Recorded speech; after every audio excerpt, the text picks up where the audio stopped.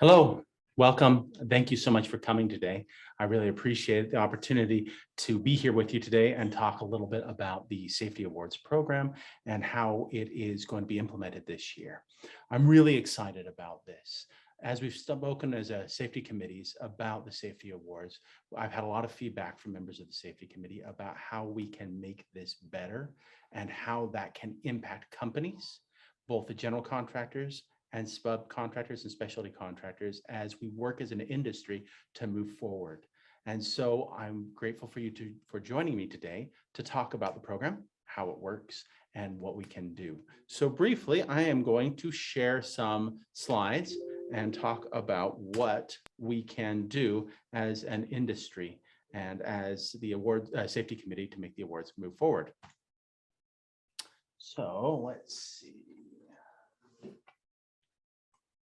All right, first off, here is what the Safety Awards application cover is going to look like this year. You'll notice some bits of information on there. First, as usual, we are going to be having two Safety Awards presentations.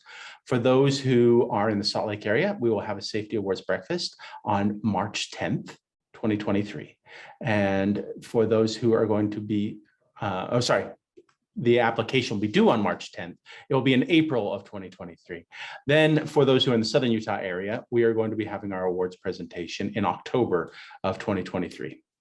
So that's how we've usually done it. And that's how we're going to continue. These forms are available now, and I will be sending them out to everybody who attends this webinar, as well as generally sending them out to everybody as kind of a preview. You are welcome to start working on them now. Then I will send them out again officially in February, which is when we usually send them out so that people can start to work on them with their OSHA 300 logs. That's usually a large part of what this involves. And so I know many of you are going to be very busy with those OSHA 300 logs. And so that's why we usually send it out at that time again. However, a lot of the work that we're going to be talking about today needs to be put in this year. And so that's why I'm going to be sending it out earlier. And that's why we're having this webinar to explain the process. So there's two parts to the Safety Awards. The first part is what is called the lagging indicators. This is traditionally what we base the Safety Awards off of. There's three parts to this. You send in an EMOD statement from your insurance company saying what your EMOD is. You send in the total hours worked, and then you send in your OSHA 300 log. Now, there's a few things that need to be clarified about this that I want to talk about really quickly. First, for those hours worked, we need Utah state specific hours as much as is possible. I understand sometimes crews may cross the border or something like that, and that's okay. What we just need is something that we can compare apples to apples within the state of Utah, because this is an award based off of your work within the state. So if you are a large organization that has operations in multiple states, you need to tone that down specifically to Utah hours. The same thing goes for your OSHA 300. We need a record of what happened for incidents within the state of Utah. So we want to make sure that we're comparing apples to apples. We're comparing companies of relatively similar sizes within the state for their operations to each other.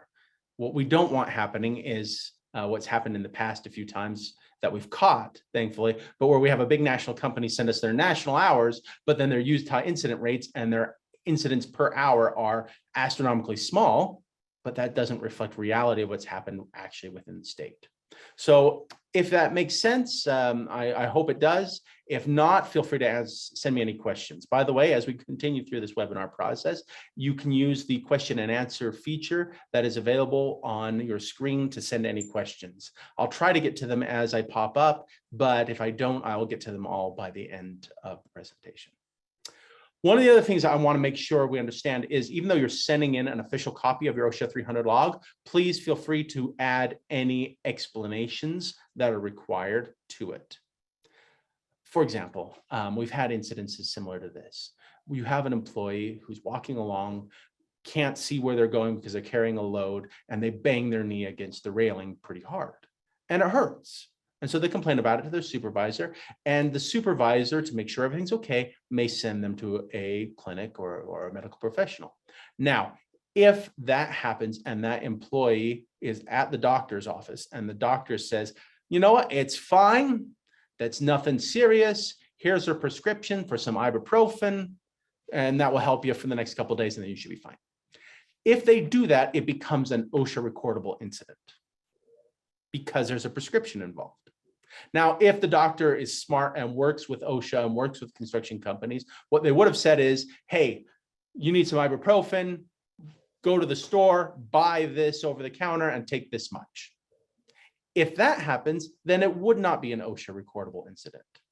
Now, we're not going to interfere with what is official OSHA documents and say this or that. You need to report that to OSHA if that's how it happened. That's the law. That's the rules. It's black and white. However, with the awards, there is a little bit of a gray area. So if you have an incident like that, in the past, we've relied on the committee to catch it by looking and saying, well, you have this OSHA recordable, but over here it says the claim is only for $250. That's just an office visit. So that shouldn't be counting against you. And while the committee will still do that, it would be tremendously helpful if you have incidences like that you feel are not reflective of the actual reality of what happened, then please just write a note and include it with your OSHA 300 submission. Okay, so we want to make sure that we don't include incidents like that are incidental, that don't really reflect reality, and that are merely bureaucratic in origin. Okay. Likewise, if you think there's something else fishy going on, or something else, you may think this is a fake, whatever, you may have to actually count it as an OSHA reportable. But if you send that information into the committee, we can evaluate it and we can decide, make up by your peers deciding should this count or should it not. All right. So that's the traditional measurement. And what we do is we take the EMOD and then we take your incidents per hour and we compare those to the national average. And we base your awards level off of that comparison. So if you are significantly better than the national average, meaning you're below 50% on both the average of the EMOD and the incidents per hour, then you are going to be getting the highest level award, platinum award. If you are less than that, it steps up by tiers. And so you have the platinum, diamond, gold, silver, and bronze awards as you go through that. If your incident rate and EMOD average together are higher than the national average, then you don't get an award for that. So you can do some quick math yourself, check in with me. If you feel like, hey, is it even worth submitting? I would still encourage you to submit because you never know. The numbers aren't published by the federal government until February. And so I won't have those to look at and to work through. And so I can tell you a little bit if you're probably in the running to get an award or not. And so if you feel like, hey, is it even worth applying? Contact me, talk me through. One other thing, though, is if you have a fatality, no matter how good the rest of your records are, you don't get an award. That's just part of the process, and that's how it's been. Nevertheless, I would encourage you to still go through the rest of this process, contact me, walk it through, because there's still valuable things that you can do to prepare for next year. In addition to those lagging indicators, as they're called, the safety committee has now identified 5 areas where we want to create leading indicators so that we're not only awarding you for your past history, but also for your current safety of efforts and your programs and your plans. So as we have sat through the committee, we have created these 5 areas that we feel if you put focus in these areas, it will lead to a safer company. Safety, after all, is not the absence of incidents. It is the presence of preventative measures. And so we don't want to just award you for being lucky, right? We want to award you for being proactive. So the committee has voted and decided that you'll still continue as in the past to get those level-based awards where you have them based off of your actual history. But in addition to that, you can get stars added to your award based on your plans and areas within this. So you can get up to 5 stars representing these 5 areas where you can have those stars added to your award. So you may have a diamond with 5 stars. We hope that in the future, this is going to be the most prestigious part of the award. And we hope that as you look at your application, you can look at ways that you can earn those awards, because it's not that difficult if you actually put the effort into place and look for them. We've refined these levels or these stars over the last year to make them easier to work with and more reflective of what we're actually asking for. So I'm going to go through each of these 5 areas and explain how they work and what's going on. So the first area is leadership commitment to leadership and corporate commitment to safety. Within each of these areas, there are 2 focuses and goals, and then within each of those, there is an actual requirement. I'm not going to put the requirements up on the screen. I will read them to you. If you would like to see them in more depth, they will be in the safety award application, which I will be emailing out to you. So the first one, leadership and corporate commitment to safety. The first one is executive involvement and participation in safety programs. That's the goal, is to ensure that safety is not something that is only for your frontline people and leadership, but is something for everybody, and that the executive leadership is actively involved in creating a safety culture. So we have 2 parts of that are things that you can do to demonstrate executive involvement. The first is we want your CEO, owner, regional director, or equivalent, whoever is the top dog in your organization that is going to be sending this in, to be the person to sign the application. Now, you can put your contact information, so I'm not bogging up their email. You can put all of that, but I want the actual signature to come from the top, so we know that this was on their desk. They reviewed the safety award. They understand its importance. In addition to that, we want some proof that they're involved, either a message, including a letter, a presentation, video, email, something coming from senior leadership to all employees about the importance of safety, or a record of a senior level leadership meeting that addresses safety. That could be meeting minutes, a memo that you create saying on this date we met and we talked about XYZ. If you want to just create that, that would be sufficient for this. Or an employee evaluation template that includes safety as part of the evaluation of all employees, including executive leadership. So any of those additional parts, along with the signature of the CEO, would fulfill that half star for executive involvement. The second part, resources and funding set aside for safety. This is kind of hard to measure. As we've talked as a committee, we've talked about how can we get that. There were people who were proposing, we want to see your budget for safety. Well, that's a little personal and not everybody wants to share that. So we've talked about what kind of thing could satisfy this goal. And the end decision was something like this: a letter describing how your company budgets for safety, either overall or for a specific project. This can be provided by you as a safety professional, accounting professionals, human resources, senior leadership, or even a project manager.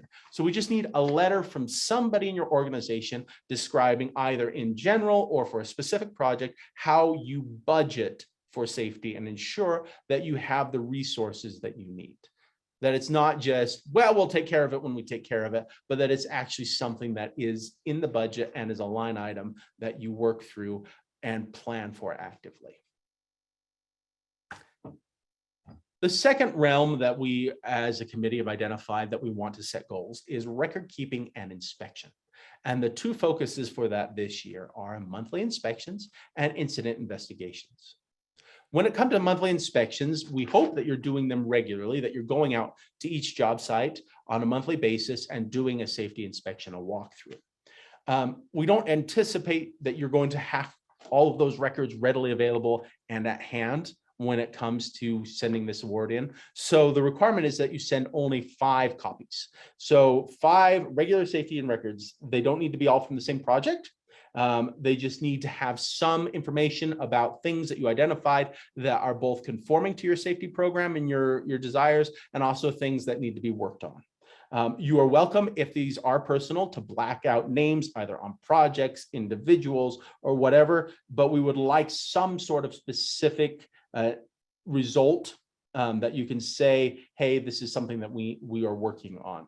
Screenshots of electronic inspections are totally acceptable. So this does not have to be a printed record. It could be a screenshot, a copy of an email, any form, a PDF, an Excel file, a Word document, whatever you use, that's perfectly acceptable. The second part is incident investigations. With this, we are asking for just one copy of an incident investigation, where you can go in as a company and say, this happened, and this is what we did to go look through and see why did it happen, how did it happen, and what can be done to prevent similar things from happening in the future. Again, it can be redacted if there's personal information for either individuals, projects, dollar amounts, whatever that you feel is too personal to share. That's totally fine. Feel free to black that out. But we would ask that you have some sort of incident investigation explained.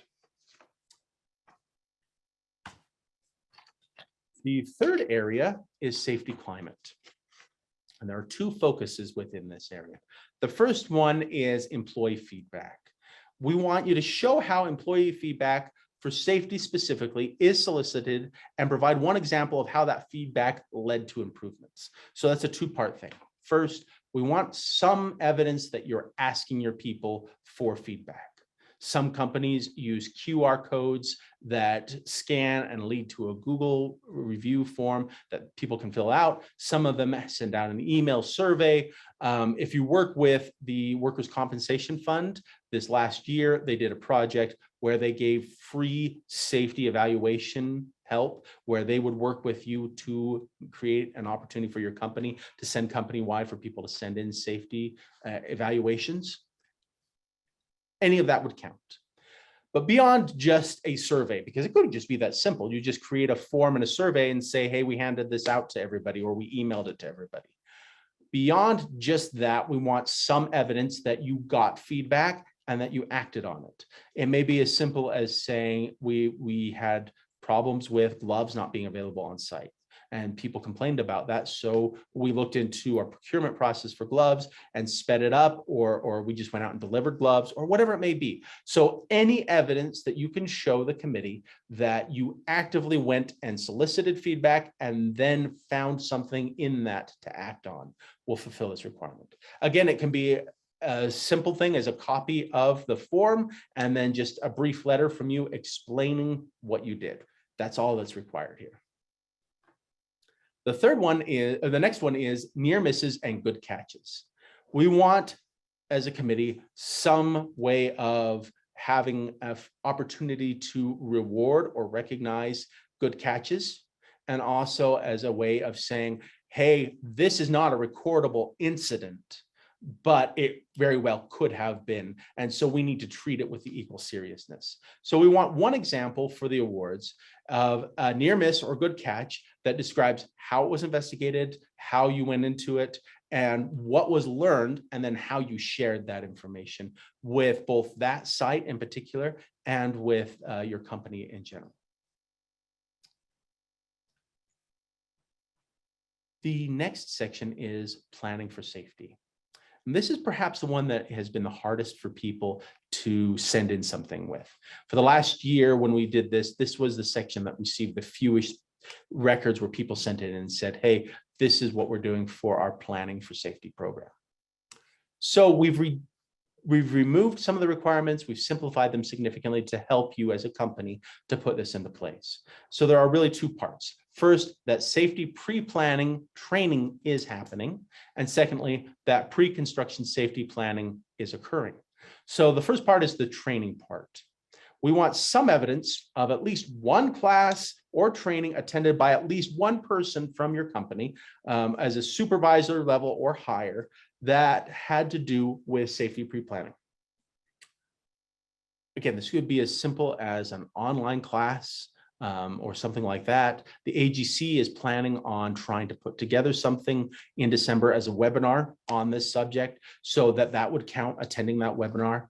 There's a lot of opportunities out there for some sort of training in this vein, but we want some sort of proof along those lines that somebody in your company this last year has attended such a training.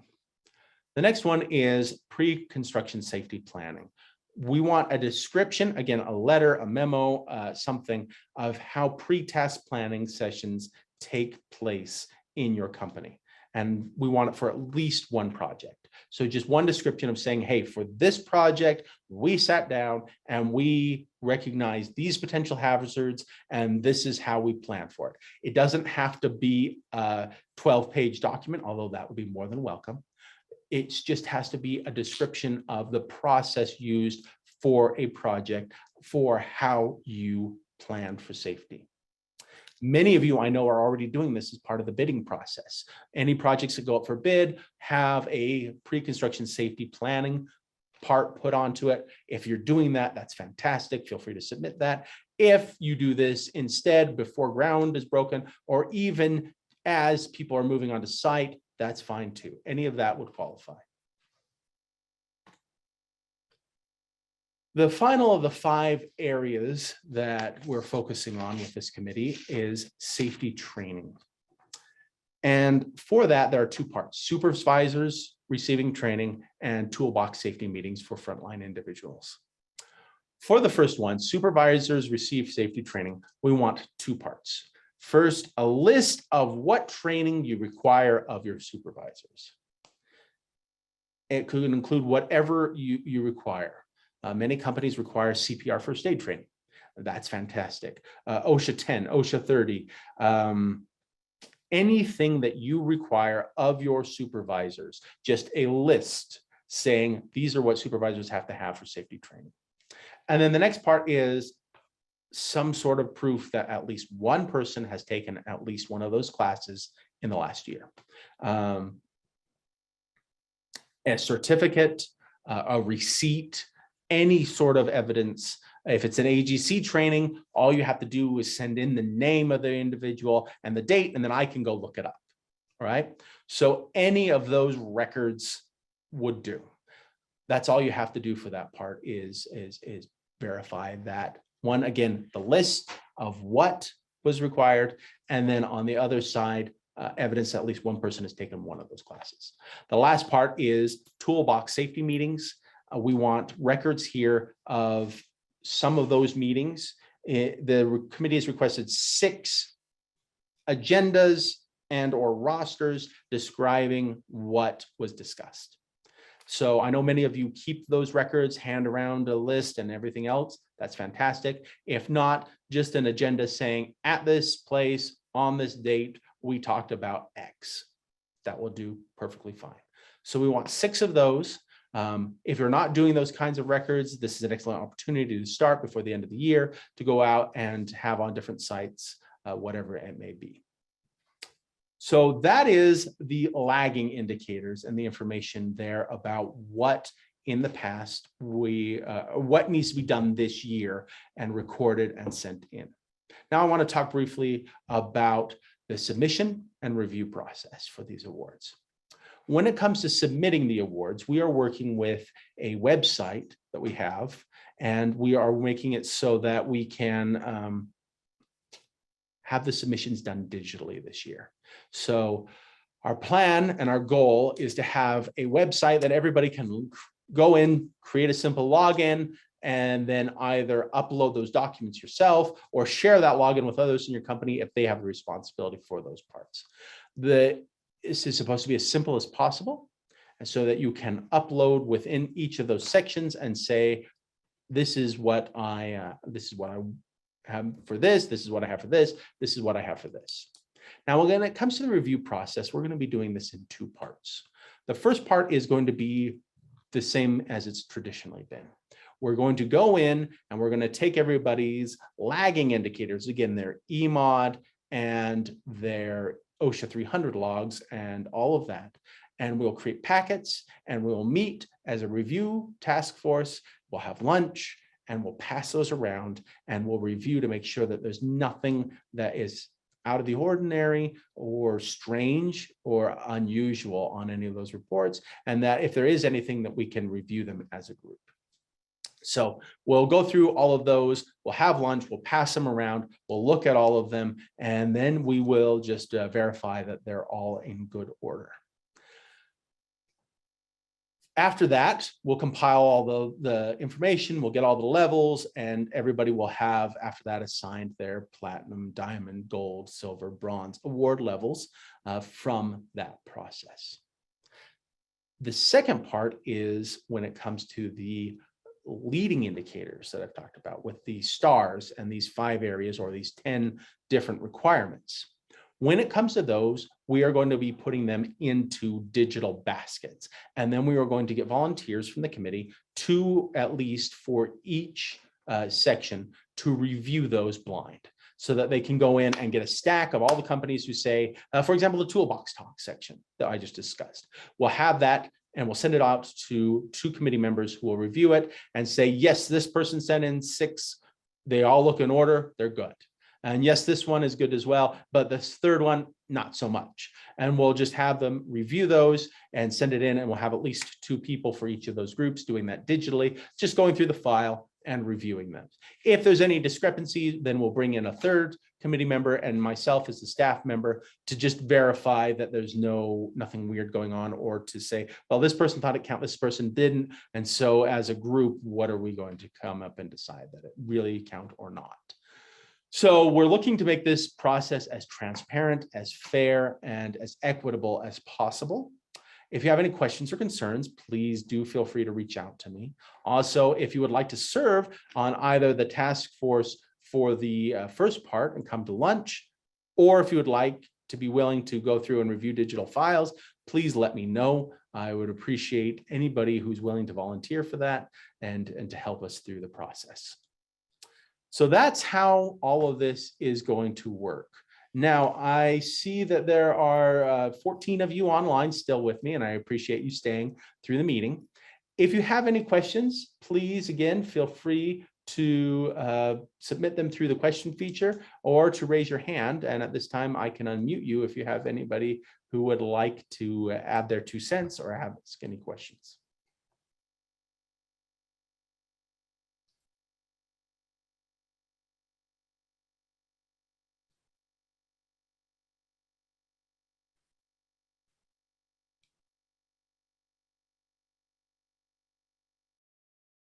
Well, it looks like we have one. Are you sending out the applications first? When am I sending them out? I'm going to be sending them to all of you later today. And I am going to be sending it out next week to everybody on the list who has sent in an application before. Then we will be sending it out to all of the members again, finally in February. But I will be sending it out to you again. So thank you, Caitlin. Any other questions?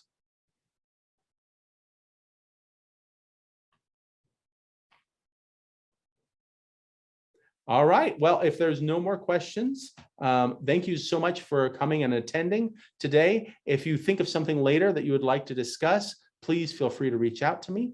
I appreciate you all for participating. And I just want to say one last thing.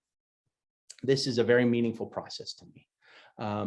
I love my job here at the AGC. I find it engaging and fun, and I love rubbing shoulders with all of you. But what means the most to me is the opportunity to make people more safe. And I've talked to several safety committee members who have said this process saves lives. This process of reviewing, of considering, of thinking, of trying to improve our safety programs is ultimately what's going to make sure that some people get to go home to their families. And so I am very grateful to all of you for participating in this. I know it's paperwork. I know it can be annoying. And I know it's just big homework process in many ways. But ultimately, the goal is to help people. And so I appreciate all of you for participating in this awards process, for helping me to make a difference. So thank you very much. I appreciate it very much. And we will see you later.